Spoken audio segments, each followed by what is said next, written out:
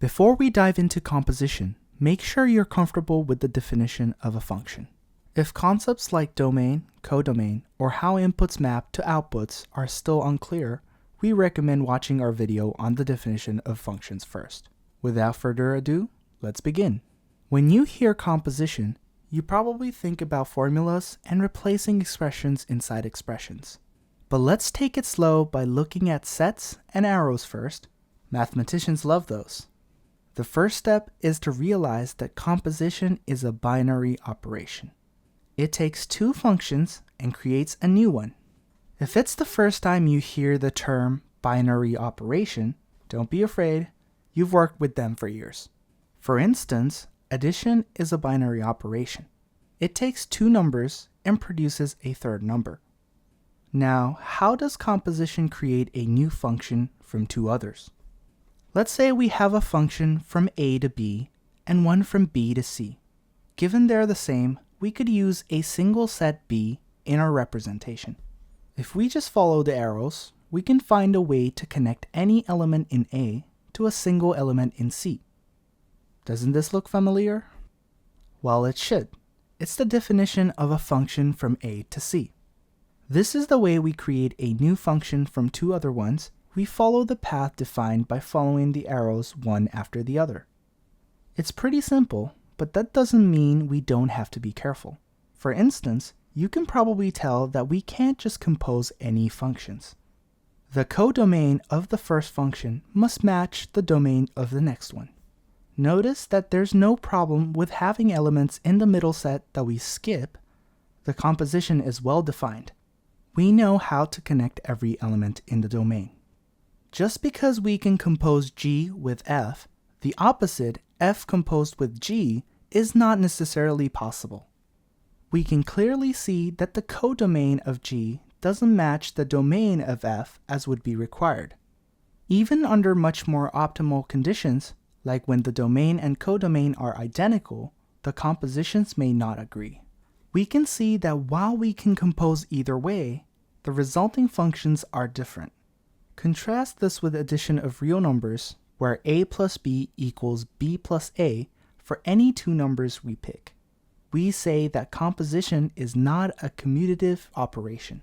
Moving to real functions like you're probably used to in class, the idea is the same, but rather than diagrams like the ones we have been using, we usually use formulas. We can still use diagrams to help us make sense of the situation though. For instance, recall that f of 1 is a notation for the element that f connects 1 to. Now looking at G, how would we write the element that G connects f of 1 to? That's right, it would be G of f of 1. We used 1 to make it friendlier, but it works for any number in the domain, so let's represent it with x as a variable. So, the element that our composed function connects x to can be written as G of f of x.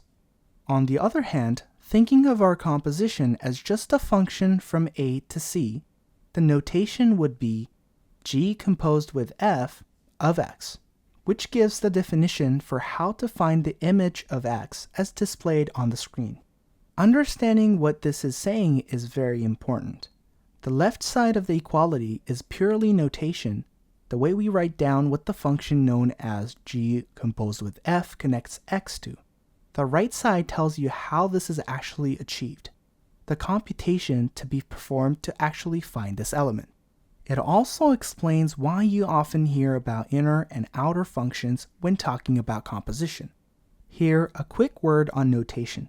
Notice that even though we start with f, and the natural way to order things would be with it on the left as in the diagrams, the notation has it on the right.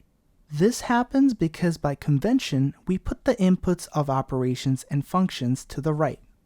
Well, if you feel annoyed by this, you're not alone. Even some mathematicians don't particularly like it. Alas, there's nothing to do but getting used to it. Let's go back from the pause by looking at some concrete formulas. Let f of x equals 4x minus 1 and g of x equals square root of x, and let x equals 1 as an example. Replacing into f first, we get f of 1 equals 4 times 1 minus 1, We could of course simplify this into a 3, but let's leave it like this for now. Applying g to this number to get square root of 4 times 1 minus 1. This is the right side of our definition equality, a way to directly find our element. As before, nothing special about 1, so just using x, we get g composed with f of x equals square root of 4x minus 1. If you're careful with your definitions, or if you watched our previous video on this series, you may be correctly wondering, what about domain and codomain? This would not be such a big deal if we always define them when stating a function, but in practice we just brush them under the rug by saying we're using the natural domain as a standard. However, using the natural domain of f doesn't quite work for every case. In our example, the natural domain of f is the set of all real numbers, which includes numbers like minus 1.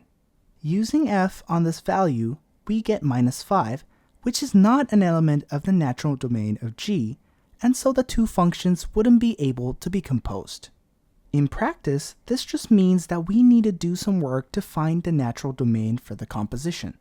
The bottleneck is created by the domain of the second. In our case, g doesn't accept negative numbers, so we need to find the elements of the natural domain of f that connect to those so we can exclude them, getting what we see on the screen.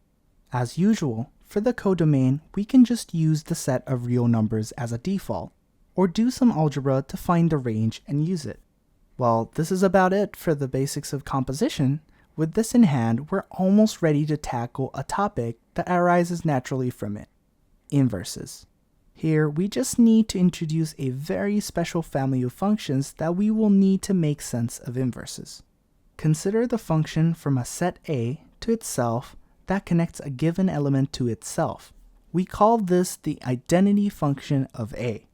You could say that it's a function that does nothing, but just like the number 0, it plays a very special role.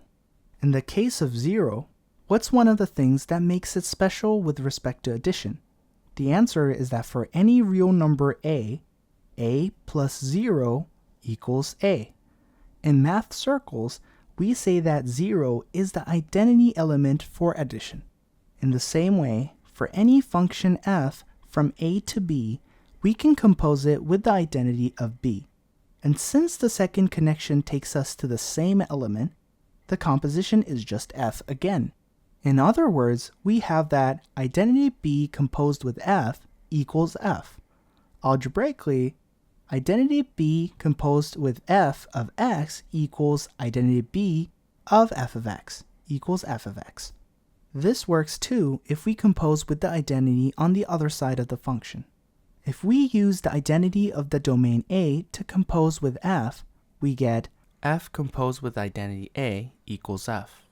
A word of caution when comparing it too closely to 0 in the case of numbers. 0 is the only number with the property we described. For functions, there's no unique identity function. Every set has its own identity function. While they do have the same take an element to itself rule, which is why we refer to them as a family of functions. But why do we bring this peculiar family of functions up? The reason is that they play a central role in defining what the inverse of a function is. While this topic deserves its own spotlight video, which will be the second part in this series, so look forward to it. This video is brought to you by LightHouse Global, your personal online tutoring for IB, college applications, and school subjects.